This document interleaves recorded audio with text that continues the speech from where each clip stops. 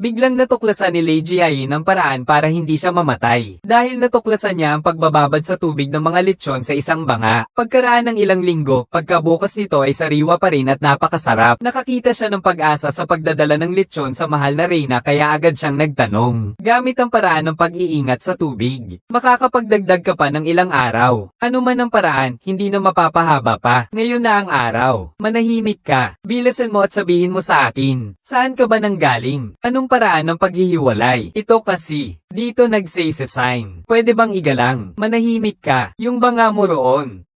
Ilagay mo ang mga lechon sa tubig. Yang paraang yan. Mapapanatili nitong sariwa ang mga lechon. At mapapahaba pa ang buhay nito ng ilang araw. Sabi ni Awei, gumamit ng tubig na may asin. Tapos ilagay ang mga lechon sa banga at isawsaw sa tubig na may asin. Pagkatapos ay ilagay sa isang lugar na may lilim at walang sikat ng araw. Sa ganitong paraan, masisiguro nating hindi sisira ang mga lychee sa loob ng kahit 7 araw. Ngunit bago pa man tuluyang magsaya si Li Shandy dahil sa narinig, nalaman na niya na kukunin ng mga opisyal ng tanggapan ng gobernador ang taniman ng lychee. Labis na nagulat si Li Shandy. Hindi pwedeng kunin ang taniman. Sasabihin ko sa iyo, ang mga lychee sa taniman na yan, akin lahat yan. Kukunin ko na. Nang makita niyang sinasabi ni Li Shandy na kanya ang hardin ay nagsimulang tumawa siya. Sabi niya na siya mismo ay ang inutusan ni His Hen, ang gobernador, na kunin ang hardin. Kung magagalit ang gobernador, hindi mo kakayanin. Ako, ay inutusan ng santo upang pumunta sa Lingnen at kumuha ng lychee. Kung magagalit ang santo, sino sa inyo sa Lingnen ang may kaya na makapagbayad? Pagkarinig ng mga opisyal na si Li Shandy ay tauhan ng emperador, bigla silang natigilan. Ngunit agad din silang nakapaglabas ng isang promissory note. Sabi nila, kusang loob na ipinagbili ng mga magsasaka ang taniman ng lanzones sa tanggapan ng gobernador. Ngunit sinabi ni Awei na pinilit nila ang mga magsasaka na pumirma. Kaya naman, hindi na sila nagdalawang isip at pinunit ang promissory note. Nagalit ang mga opisyal ng batas. Agad niyang inutusan ang kanyang mga tauhan na sapilitang kukunin ang taniman ng lanzones. Nang makita ito ni Li Shandy ay dali-dali siyang hamarang. Tingnan natin kung sino ang mangangahas gumalaw. Walang sino man ang pwedeng gumalaw sa kanya. Ako, ang sugo ng lanzones na pinagkatiwalaan ng santo. Alam nyo ba, ipinapahayag ko na simula sa araw na ito, ang lupang ito ay gagawing taniman ng mga lanzones para sa hari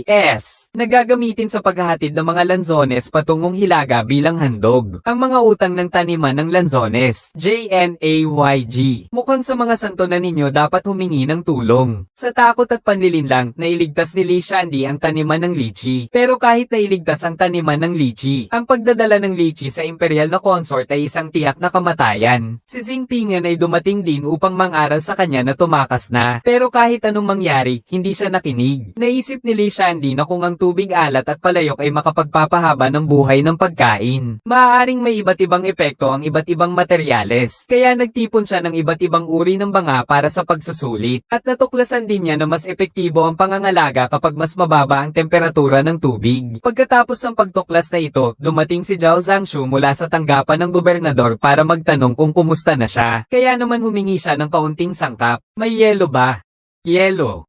May yelo naman sa Lingnen. Ang gusto ni Li Shandy ay gumamit ng yelo para mapreserba ang mga lechon. Pero ang narinig ni Zhao Zangshu ay sundalo, hindi yelo. Akala niya hihingi ng sundalo si Li Shandy. Kung sundalo nga ang kailangan ni Ambassador Li, may tuturing na paghiram yon. Naglilingkod ako sa Santo Papa. Hindi na dapat maituring na paghiram yon. Dapat ay maituring na pag-aari na. Kaya dapat ay akin na ang lahat. Pagkarinig ni Zhao Zangshu, hindi lang pala paghihiram ang gusto. Kukunin pala, pero hindi na pala ibabalik. Hindi ko maintindihan ang tunay na pakay ni Li Shandy. Nagdahilan siya at nagpaalam. Agad na bumalik upang iulat sa gobernador. Matagal ko nang sinasabi, ang lalaking yan dapat lang sugatan na. Banta lang siya.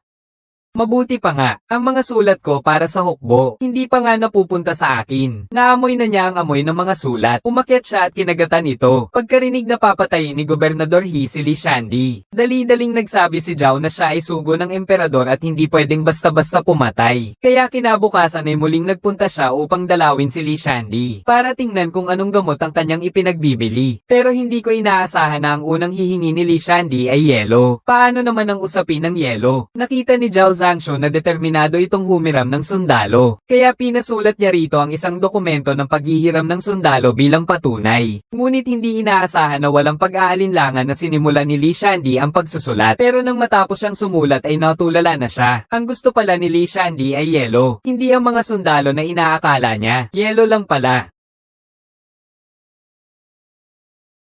Nangyari yon, nagkamali ako. Akala ko pa naman gagamitin ni Ambassador Lee ang mga sundalo para magdala ng mga litsyon. Tuwang-tuwa naman si Zhao Zangshu nito. Mali pala ang lahat ng akala niya. Pero kahit yelo lang pala ang hiniram ni Li Shandy, nahirapan pa rin siya. Ang yelong ito.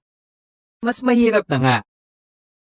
Ang init dito sa Lingnen ay di hamak na iba sa Xiang'an. Mula pagkabata ko'y hindi ko pa nakikita ang yelong ito. Tunay ngang mahirap maghanap ng yelo, parang umakyat sa langit.